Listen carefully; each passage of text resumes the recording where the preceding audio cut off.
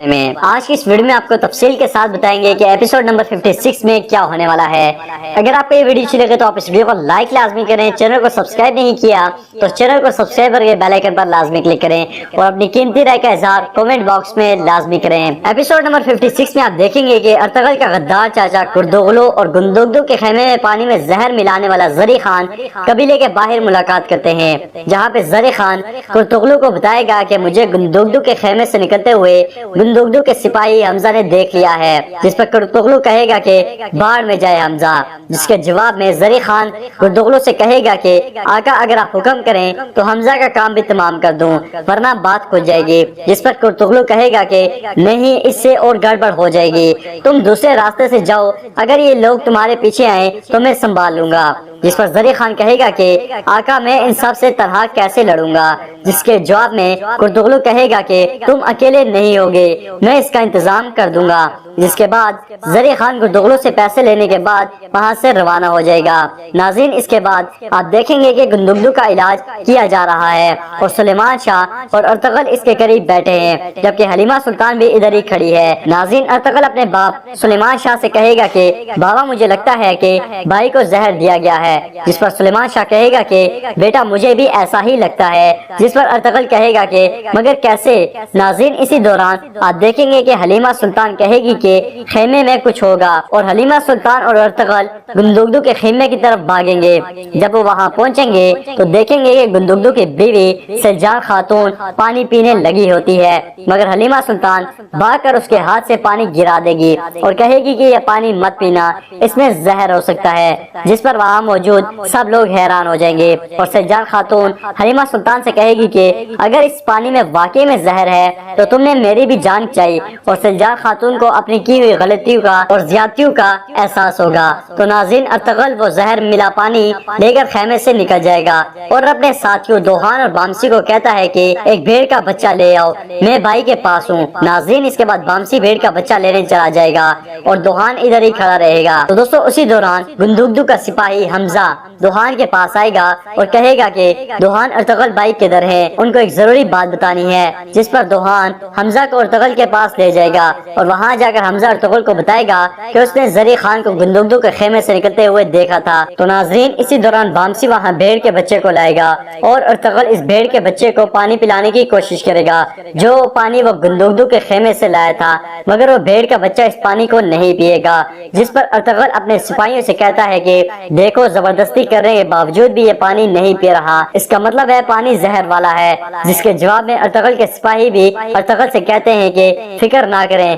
ہم ابھی زری خان کو پکڑ کر لاتے ہیں، اور ارطغرل اپنے سپاہیوں سے کہتا ہے کہ دیہان سے جاؤ، اگر کردوغلو کو ہوا بھی لگ گئی تو وہ زری خان کو مار دے گا، اور پھر حمزہ سے کہے گا کہ یہاں جو بھی ہوا ہے کسی کو اس کی ہوا بھی نہیں لگنی چاہیے اور تم یہاں بھائی کے پاس سے کہیں نہ جانا۔ ناظرین، اس کے بعد دوحان اور بامسی زری خان کو پکڑنے کے لیے وہاں سے جاتے ہیں، مگر اسی دوران ارطغرل کا چاچا کردوغلو قبیلے سے باہر سلیبی کماندار ٹوٹش سے ملاقات کرے گا اور ٹوٹش اس سے کہے گا کہ کردوغلو تم پھر ناکام ہو گئے ہو، گندوگدو مرا نہیں ہے، جس پر کردوغلو کہے گا کہ میں حلیمہ سلطان کے بھائی شہزادے شہیر کو تمہارے حوالے کر دوں گا اور اس کے ذریعے سے تم ارطغرل کو پکڑ لو گے، اور گندوگدو بھی موت سے لڑ رہا ہے، اگر تم میری مدد کرو تو سلیمان شاہ کو سرداری سے ہٹانے کا اس سے بہتر موقع کوئی اور نہیں ہو سکتا، جس پر ٹوٹش کردوغلو سے کہے گا کہ فکر مت کرو، ہم تمہارا ساتھ نہیں چھوڑیں گے، جس کے جواب میں کردوغلو کہے گا کہ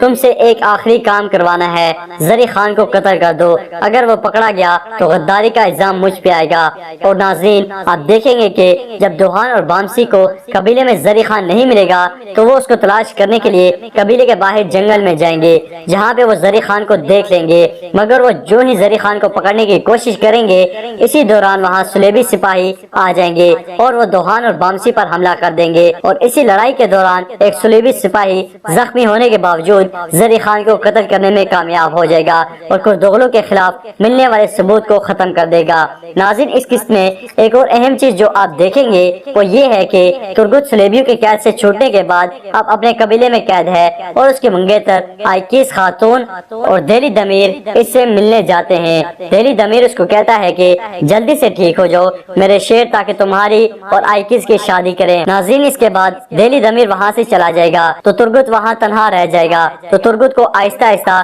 پرانی باتیں یاد آئیں گی اور پھر وہ دوحان بامسی اور ارطغرل کو پکارے گا۔ ناظرین اس قسط میں ایک اور اہم چیز جو آپ دیکھیں گے وہ یہ ہے کہ ارطغرل ٹوٹس سے ملنے کے بعد جب واپس قبیلے میں داخل ہو رہا ہوگا تو ارطغرل راستے میں اس کا راستہ روک لے گا، جس پر ارطغرل کہے گا کہ اب کیا مجھ پہ نظر رکھو گے بھتیجے؟ جس پہ ارطغرل کہے گا کہ کہاں سے آ رہے ہو چچا محترم؟ جس کے جواب میں ارطغرل کہے گا کہ تمہاری لائی ہوئی مصیبتوں کی وجہ سے مجھے جگہ جگہ سپاہیوں کا پیرا بٹھانا پڑتا ہے اور میں ان کی نگرانی کرنے گیا تھا۔ اور پھر وہ ارطغرل سے کہتا ہے کہ آخر تم کب مجھ پر شک کرنا چھوڑو گے؟ جس کے جواب میں ارطغرل کہے گا کہ جب تم اپنے گناہوں کی قیمت چکا دو گے چچا جان۔ تو ناظرین اس کے بعد ارطغرل اور اس کے سپاہی وہاں سے گھوڑوں پہ بیٹھ کر قبیلے میں داخل ہو جائیں گے۔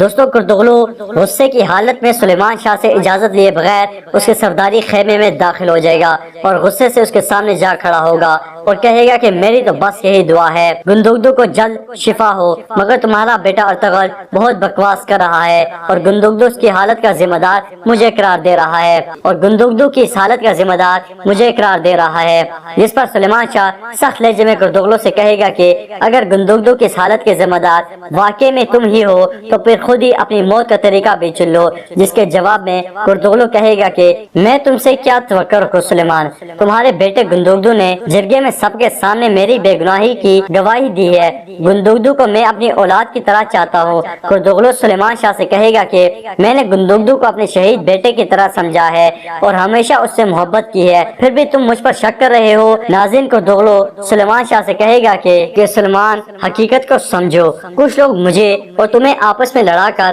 ہمارا تعلق توڑنا چاہتے ہیں۔ اب بھی وقت ہے، اپنی آنکھیں کھول لو، نہیں تو سارے کے سارے نقصان کے ذمہ دار صرف تم ہوگے۔ اس کے جواب میں سلیمان شاہ بہت سخت لہجے میں ارطغرل سے کہے گا کہ اب تمہاری مہلت ختم ہو رہی ہے۔ تم کیا سمجھ رہے ہو کہ میں تمہاری طرف سے آنکھیں بند کیے ہوئے ہوں؟ میں نے اب تک جو تمہارا سر قلم کر کے خیمے کے باہر نہیں لٹکایا، اس کی وجہ صرف یہ ہے کہ میرے پاس تمہارے خلاف کوئی ثبوت نہیں ہے اور بغیر ثبوت کے کارروائی کر کے انصاف کے تقاضے پورے نہیں ہوں گے۔ مگر یاد رکھنا تمہارے خلاف بس ایک بار مجھے کوئی ثبوت مل جائے تو تمہاری موت برسوں عبرت بنی رہے گی۔ جس پر ارطغرل کے چہرے کا رنگ بدل جائے گا اور وہ وہاں سے چلا جائے گا۔ ناظرین اس کے بعد سلیمان شاہ اپنے ایک سپاہی کو بلائے گا اور اس کو کہے گا کہ میں تمہیں ایک بہت اہم کام سونپ رہا ہوں۔ ارطغرل کی ایک ایک حرکت پر نظر رکھو، ایک لمحے کے لیے بھی غافل مت ہونا۔ ناظرین اس طرح سے وہ سپاہی ارطغرل کی جاسوسی پہ لگ جائے گا، مگر ارطغرل جتنا سازشی ہے اتنا ہی ہوشیار بھی ہے،